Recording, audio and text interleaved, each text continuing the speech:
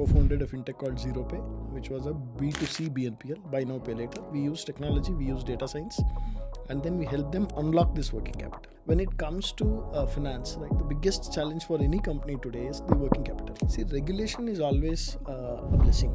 Regulation actually gives you a framework to protect all the key stakeholders: the user, companies, banks, and NBFCs. So that way the entire ecosystem is taken care. Challenge is now to build a structured product which are really useful for the end users. And if we are able to do it, which is happening, you see UPI is a revolution in India. Finance is evergreen, right?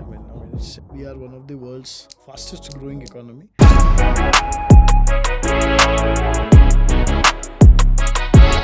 Welcome to another episode of House of Equentis, where we simplify all things tech and finance for you. Today we have with us the co-founder of QuID and ZeroPay, Mr. Vikram. He describes himself as being fascinated by the world of finance and strategy. I mean, it makes sense since he has spent almost 2 decades in this field. Let's welcome Vikram to the show and learn more about him and his journey in finance. Welcome, Mr. Vikram. How are you feeling today? I'm feeling great. Thank you so much. Thank you for having me on the show. For sure. And let's start off with an introduction about yourself, your journey. Great. So, had a beautiful childhood, right? Okay. Fully fun-based, loving parents without any expectations from me. Was always curious as a kid, wanted to understand things, understand more about the world. Started my journey with Standard Chartered, first with Kotak Securities and then with Standard Chartered Bank. Post that, I moved to Industrial Finance Corporation of India, and from there I was part of Acharya Group, which is one of the South India's largest conglomerate.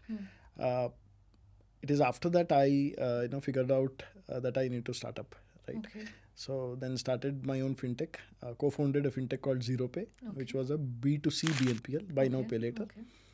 And post that, here I am with QuID. QuID is my second startup, which is a B2B BNPL. Okay. Can you tell me more about QuID's offerings? Yeah. So QuID is primarily a supply chain fintech. Okay. Right. So what we do is we help anchors, companies and distributors, D2C brands, unlock their working capital. Right. So what we do is we onboard them. Right. We provide working capital solutions using tech to these players. Right. So the challenge for these companies like brands, distributors and D2C brands is that they'll have to pay in advance when they buy, right, for any goods or raw materials. For sure, yeah. But when they have to collect, they need to wait, right? They need to wait for 15, 20, 30 days. So it is this issue which, blocks their working capital, right? That is where we as QuID pitch in, right? Okay. We use technology, we use data science, and then we help them unlock this working capital, Okay. right? We have partnered with banks and NBFCs, and we offer them this solution wherein once the supplier raises the invoice, he immediately gets his money upfront, right, deducting the interest cost, and then the buyer of the supplier gets to pay later, right? Okay. So we enable this using technology, right? That is exactly what QuID does. So, Mr. Vikram, since you've co-founded not just one but 2 startups, please tell me more about this interest, this passion you have in finance. Right. So I never thought I'll be an entrepreneur. Okay. It happened, right? I never thought I should plan and become an entrepreneur. But the idea of trying to understand certain pain points, right, led to me, to start something on my own, right? That was the thing. So as I said, when you look at balance sheets of any companies, right, hidden inside is the data, right, which clearly tells you that there is either a problem or an opportunity, right? Now, unlocking that, made me, think in different directions, try to come out with solutions which are innovative, solutions which addresses pain points of key stakeholders, right? True. So I was always in this direction, more into understanding balance sheets, more into reading markets, trying to understand how markets perceive certain companies. Why are some companies valued more? Why are other companies, though they are doing good, but investors do not invest? Such of these thoughts were always, I was thinking about those. When it comes to finance, right, the biggest challenge for any company today is the working capital. Correct. Right. So that always made me think, how can this be addressed, right? So in my previous startup, which was ZeroPay, that was mostly consumer based, right? What we used to do along with my co-founder, Mr. Krishna Basani, what we used to do is we ask ask retailers, users to download the app, wherein they buy products. Let's say you want to buy a mobile worth 25,000 rupees, right? You may or may not have that much amount to upfront pay 25,000 rupees, right? Or even if you have, you may not immediately spend upfront that 25,000 rupees. So we came out with this concept where we said, okay, you download the app, buy the phone that you wish to. When you buy on our app, ZeroPay app, it immediately gets converted into 3 EMIs, right? And then that's interest free because the brand is bearing the interest cost on behalf of you, right? With a partner bank in between. Now that gives people that power to spend, right? The power to save and then spend, right? That was the thought process. Again, it was a kind of working capital issue for people, right? But the same template, when you copy paste to a company, right, what happens is even they have the same issue, right? They want to buy something, they want to sell, right? They want to trade, but it so happens that when they buy, they'll have to make payment in advance, right? But when they receive, they'll have to wait 30, 40, 50, sometimes 6 months also, right? And depending on different industries. So this gap makes them, their working capital gets choked. Right? That is where we pitch in, right? What we do at QuID is we say, okay, you onboard on our platform. Now you load your invoice. This invoice is sent to your purchaser. He accepts that invoice. Once he accepts that invoice, the QuID's partner bank will deposit that money to the company upfront, right? So today 10 o'clock you raise the invoice, 3 p.m. you have the money in your bank account. Otherwise, you should wait for 20, 30, 45 days, up till 60 days sometimes to recover that money for the goods which you have sold, right?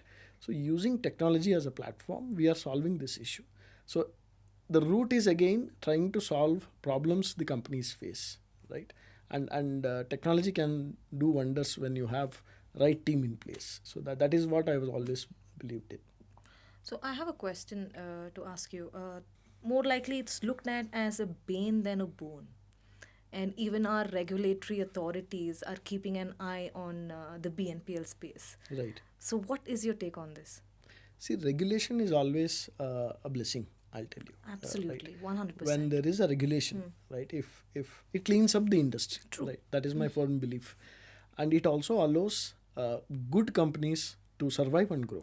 Right. It Right. weeds out the more. Exactly. So if you look at BNPL as a space, lot of companies, lot of startups, I'm not speculating, not generalizing, but there were few companies which, did a lot of mis-selling to the users. Yeah. Right. They charged very high interest rates. They gave loans left, right, and center. Right. They created a lot of fear in the minds of people that okay, BNPL is bad, but that is not the case. Now, if you talk about regulation actually gives you a framework to protect all the key stakeholders. True. Regulator protects the user. The regulator also protects companies, fintech, right, startups. It also protects banks and NBFCs. So that way the entire ecosystem is taken care, right? The problem comes when we deviate from the regulatory framework, right? So how I look at is BNPL is definitely a blessing if you use it properly. And for fintechs, right, if you follow the guidelines, if you follow the regulatory guidelines, they grow very fast.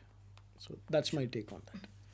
Now let's talk about the fintech surge in India. Currently, I think, according to one report I read, we are the third highest when it comes to global fintech count.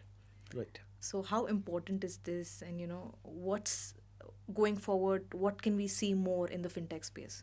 We have just started. Yeah, for right? sure. We have just started.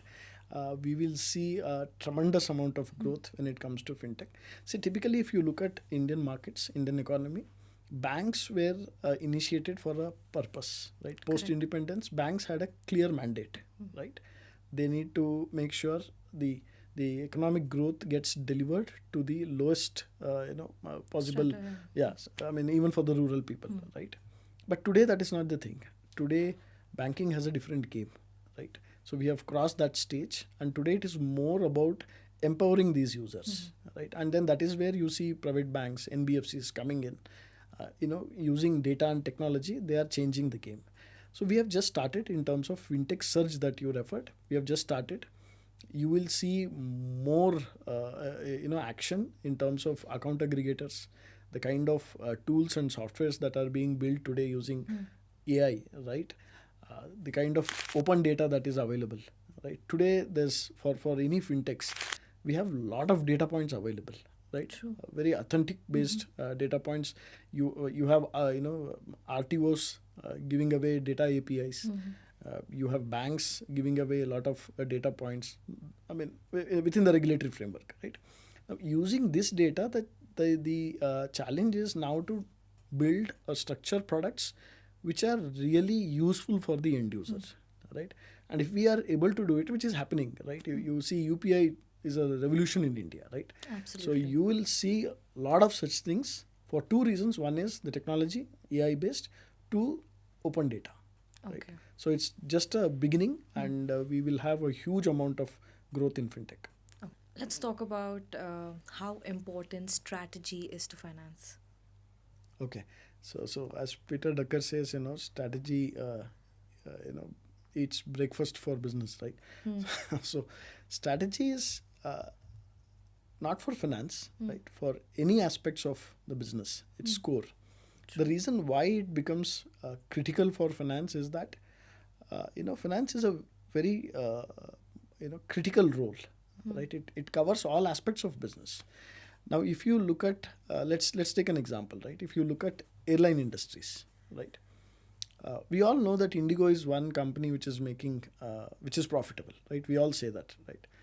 But if you deep dive into their financials, right, what you'll understand is the profitability is not only because of ticket sales, right? The profitability is also because of the fact that Indigo buys aircrafts in bulk, sells it to a leasing company, leases it back. Sales and lease right? back model, yeah. Right? They lease it back. Now, when they do this, they achieve 2-3 things. One, the profitability. It improves cash flow. 3, you are asset light, right? Because the leasing company is owning the aircrafts. Correct, yes. They maintain, they pay insurance on behalf of you. You just rent it out and pay a rent, right? Now, this is strategy. Right? This becomes critical. Otherwise, if you look at other airline companies, they are literally buying aircrafts on their balance sheet and then trying to run the business. So if you compare, these are two different aspects of businesses, right? There are companies who come out with very good strategies and they grow very quickly, right? The quality of decisions, right? Same is the case. Another example, if I have to quote, is the case with your McDonald's, right? Now, all of us know they sell, French fries, burgers, all these things, right? But again, if you were to dig deep, what you will understand if you are looking at their balance sheet is, you will know that they actually make more money from rental income, okay, as compared to sales from restaurant businesses, right? Okay. So that's the strategy. What they do is they ask because of their brand value, what they do is they ask their the franchisee to take franchisee from the brand franchisee, and then they offer them the real estate. Okay. So in the sense, McDonald's is actually gaining more from real estate play rather than the income from restaurants. So this defines some businesses, right? There are a lot of businesses. Some of them are very good at strategy. Some of them, they do regular business, right? The companies which have been successful today, these are the companies which have understood the market, have defined very clear, sharp, matured strategies. So how do you think the future for strategy and finance is looking? Finance is evergreen, right? Yeah, for sure, it's we have, as I said, in India, banking has just started, right? All these days we were thinking about traditional banking products, but fintechs being in place, they're actually helping banks grow, right? So a lot of people tell me that fintechs and banks are competing. I disagree. I would say that fintechs and banks are collaborating, and that is the best part, right? So in terms of finance, we have just started. You will see a surge because there is a strong collaboration between fintechs and banks. Just to give you an example, let's say QuID. Right? QuID works with multiple lending partners. Okay. QuID works with multiple, as a marketplace model. We work with multiple NBFCs. We work with multiple banks, right? In the sense, we are taking products from these banks and NBFCs and delivering it to the end user, right? Okay. So it has just started. I see a huge growth coming in next couple of years, or maybe the next decade belongs to us, fintech Okay. and banking. I think every sector in India will say that. Absolutely, The next yes. decade belongs to us. Okay. So, what problems do you think supply chain, faces in the business sector of India? Great. So if you look at supply chain in any industry, Mm. right, you have a manufacturer, right, and then you have an end user. Mm. In between this value chain, you have multiple, stakeholders, right. Now let's take example of FMCG. There's a brand, HUL, for example. They get their products manufactured from a outsourced manufacturer, right. So they place the order, the product gets manufactured. They have the brand, right. Now HUL gives this product to a distributor, maybe a super distributor or to a super stockist. Now under him there are distributors. Now under this distributor there is a retailer, and then the consumer. So this is the supply chain. Hmm. If you carefully look at this, value chain, I would call, what happens is the distributor, when he has to place order from HUL and buy goods from HUL, as I said earlier, he has to make payment in advance, right. Same is the case between the brand and the distributor. Today in India we have a lot of D2C brands, right. Now barring big brands, the D2C brands, young new generation D2C brands, they will have to pay these manufacturer well in advance, right. Okay. And then get the brand product ready. But the same D2C brand, when they supply to stores, they'll have to wait for collections, right. This is the problem which me and my co-founder wanted to address, right. It's a huge problem. To give a number to this, to put a number to this, this is 300 billion USD problem in India. And as per RBI report, the MSME credit gap in Indian markets is around 25 lakh crore. Okay. That's the addressable market, right. And there are a lot of players who are doing good to address the same problem, but the market size is humongous. It's huge, right. So this is one important problem which the supply chain as an industry is facing, right. The reason why we are having good solution, right, not only QuID, like QuID there are many fintechs, is the fact that today we have robust technology which can address these pain points. Okay. Now I want to ask you a couple of stock market questions. Yeah. You invest. Yeah, I do. Are you a stocks guy? Are you a real estate guy? Are you... Combination of all. Okay. It's a mixed bag. Okay. So, do you think an investment advisor is required when investing in stock market? Without a doubt, right. I myself, I started my career in Kotak as a analyst, right. Okay. Huh. But today, if you ask me, will I do my own research and invest in stocks? No, definitely not. Right. I would rather, collaborate or work with advisors who dedicate themselves, right. Who get updated on the market, who track the market, who understand different aspects of what's going on in the market, right. Who spend a lot of time researching the stocks, right. That is critical, because if I were to do it on my own, it would be a big issue, right. I wouldn't do that. I wouldn't risk my money, right. So the role of a consultant or advisor is critical, right, because he's spending a lot of quality time researching, right, researching the macroeconomic part of it, researching the industry, researching the stock, right. He's doing all these things. Even a lot of finance professionals today, they may not be able to spend so much of quality time tracking a stock, right. It's a very complex game, right. When you want to invest in a stock, it's not that easy. You need to track it, right. Every quarter there is a result. There are a lot of ups and downs, right. There are a lot of events that you cannot comprehend, right. All these things are critical, and that is one aspect. The second aspect is the at the portfolio level, right. How do we de-risk, or how do we price the risk, right. So it's not that I can simply buy 10 stocks put together and then I cannot think that this portfolio will grow, right, because each of these are correlated, right. The risk levels are correlated, right. So we need to have advisors who will tell us about portfolio allocation, right, how much in each of these asset classes, right, and what is the risk mitigation strategy, right, which is again aligned to your short-term and long-term personal financial goals, right. Okay. Mapping this becomes very critical, and that exactly is what the advisors do. Okay, good. And any advice that you would give to new entrants in the stock market? Okay, and simple advice would be start early. Okay. Start investing very early, no matter what. Hmm. Whatever is the amount, go for SIP or regular Correct, investment, right? Hmm. Because when we were young, when somebody is very young, the tendency is to spend more because we are just out of college. We want to enjoy life. That's all good, but starting early matters a lot, right? Okay. And then being consistent, taking the SIP route. Also, having that insurance component in place, True. Very right, to true, cover yeah. your family, Yeah. it's critical. So these are my simple, Okay. words to the young generation. Okay. My next question is on the India's growth story. Everybody is big on India's growth story right now.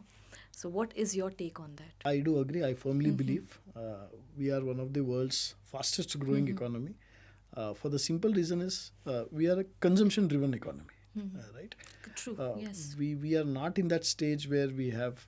Look at people around you, right? A lot of us still want to have bikes. We still want to buy. There are a lot of first-time car buyers, right? You will see a lot Yeah. of, the data says a lot of people are buying the refrigerator for the first time, right? So the consumption levels are very high, right?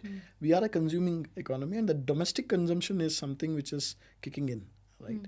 And because of the stable governance that we have had last 10 years and going forward, right from 1990s, right?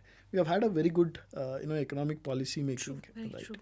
And the fact that now because of internet technology, we are the data sharing is very open, right? We now today know what is happening in US, we know what is happening in Europe, right? Earlier this was not the case, right? The information was not there was no free flow of Correct, information, right?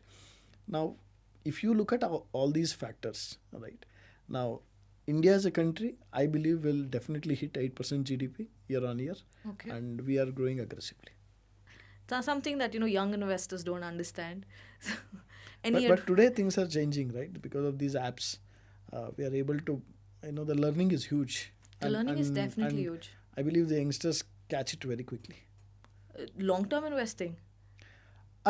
They are at that age, they want to experiment, try and Risk-taking is quite understand. high, that's the why. risk-taking ability. That's there, but in this, if you look at it in a different way, there's an angle to it that gives them an intro to market, right? True. So when I was in +2, I lost a lot of money trading, Okay. right? And that actually, that's the beautiful lesson you can learn. For Right? sure. No textbook, no classroom No, can I deliver that swear, lesson. yeah. So when you lose money, then you will understand the importance of long-term investing, the importance of discipline, the importance of consistency, right? In a way, it's like your tuition fees, right? When I lost my money, my father said, okay, it's a tuition fee, you're paid, right? And now you see how or what best can be learned, how you can recover that money. That's it. That's work. That works. Okay, let's move on to some personal questions. Please tell us a little bit about your family and how they support you through this journey. It's been a great support from them, without which it wouldn't have happened. As I said, I am blessed to have a very loving family. Parents are very loving, right? To me, my dad is hero. Is my hero, and they do not expect anything, right? Right from my childhood days, they never expected me to do well in exams. There's no expectation, right? That doesn't really happen in every Indian household. I was blessed. I was blessed. So that way I was lucky. And today, my wife, my son, right? They're always together. They do understand. What I'm doing is very complex, very hard at times. There are a lot of ups and downs, right? But they're always with me. Right? The entire family, my brothers, they're always with me. And whenever I need any support, they're with me. So that way I should say I'm blessed and That's lucky. quite nice. Did you have like a childhood dream? Would you give it a shot right now? See, in terms of dream, I don't know. I was a normal kid. Okay. Right? I just wanted to have fun, right? I would be lying if I say, like in my LKG I had this dream, all these things. Nothing like that. I was a normal kid. I just wanted to have fun, right? But I had this interest in, observing different birds, Okay, right? nice, And later I interesting. realized it is called orthonology or something like that.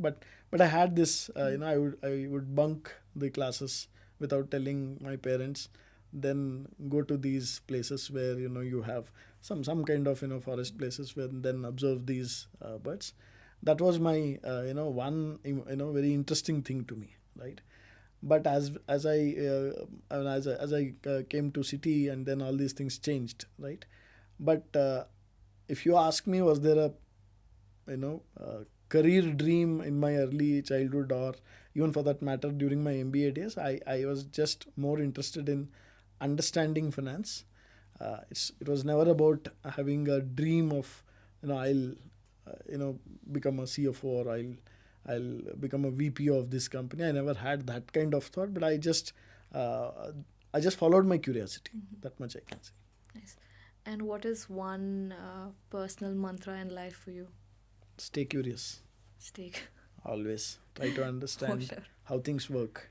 Okay. And what is your opinion on discipline when it comes to building a business? That's very basic. That's very critical, right? Okay. Because when you are building a business, you are managing multiple stakeholders, right? You have customers, you have employees, you have your team members, you have your investors, right? And you have regulators watching you, right? So it requires a lot of hard work and discipline, right? You need to have processes in place, right? Without which it doesn't work, right? You do things randomly, it doesn't work. You need to stick to something, follow the process. I would simply say one kick 1,000 times. Okay. Right? Jackie Chan said, one kick 1,000 times. Keep doing it. Okay. When we do not do that, right, it so happens that you are always halfway. You are not trying to understand what exactly is the problem, right? So if you select any field, right, for example, if you select finance as a field, you got to have the discipline to understand, go deeper, right? Okay. That makes you more confident. You'll be able to manage the stakeholders better, manage stakeholders and their expectations better. Okay. And if you could give an advice to your 20-year-old self, what could it be? Do not overthink, Ah, right? wish. Jump. And I would tell this to myself. If you are winning a rat race, you are still a rat. Okay. Do something different, very innovative. The obsession to the problem, right? So that can be a game changer. Okay. So my last question is about QuID. Did you envision that QuID would raise about 5 crores? How did it feel after this? Okay. So I had this plan of fundraising, but I never thought it would be so quick, right? I should I should thank my co-founder Subhash. How long has it been for QuID? QuID is now 9 to 10 months old. Okay. It's a startup, but we are 3-4 months in operations, right? Because a lot of time was spent in developing the tech, market research, developing the tech. We are now 3 months in operations. Okay. So in terms of fundraising, what I believe is, I would definitely take it more as a validation of the business model, right? Validation of what we were thinking, that we were trying to solve the problem. That way it is a validation, but it is also a responsibility that we have to now protect this capital, right? Grow the business, because our investors have taken that risk of investing their money in our business, right? Is it an achievement? Yes, but it is more of a responsibility. I would say that. Okay, let's switch to a rapid fire round. Yeah. Trading or long-term investing? Long term. I burned my fingers with trading. Startups or big corporations? Startups. Okay. What makes a good team? Humbleness, right? Okay. Staying together. Okay. Key skills, and obsession to problem solving. Now describe a normal day in your life in 3 words. My God. It's mostly interacting with different key stakeholders, planning, right? Understanding the pain points of our customers and clients, and then structuring a product which will solve this problem. Discussion on technology. Do you binge watch TV shows or one episode at a time? One episode at a time. Okay. Yeah, I'm pretty sure you don't have the time. Okay. Remote work or in-person office? In-person office. Recommend a book that has changed your life. Blitzscaling by Reid Hoffman. Okay. It's a wonderful book. I love reading it. Mm. You have I also like reading Fooled by Randomness by Taleb. Right. Okay. These are two Okay. books Oh. which have given me very deeper insights, different aspects of life and business. Okay. And what is the best financial advice you give to everyone? Yeah, as I said, start early. That's Mhm. critical, right? Okay. Start early, even if it is a very small amount. Mm. I would definitely say timing matters, right? You have to start early, right? And then have a insurance. That's key. A lot of us do not, value the insurance as a product, right? We need to have insurance, especially when you are young. You need to, immediately buy an insurance to protect your family. Start early, be consistent, look for investment in equities, because equity is the only asset class or instrument which can beat inflation. Yeah. Right. True. So these are the simple things. Okay. And that's actually a wrap. Thank you so much, Mr. Vikram. We learned so much about your company, the BNPL space, supply chain in the business sector in India. We learned about the investments and India's growth story, etc. So thank you so much for being here with us. Any final words from your end? Nothing much. It was great talking to all of you. Thank you, Merlin. It was pleasure talking. A lot of insights. Yeah. I have, I'm carrying a lot of points, from this Yeah. discussion as a learning. Thank you so much. Yeah. And that's it, ladies and gentlemen. If you like this video, please do like and subscribe, and I'll see you in the next one.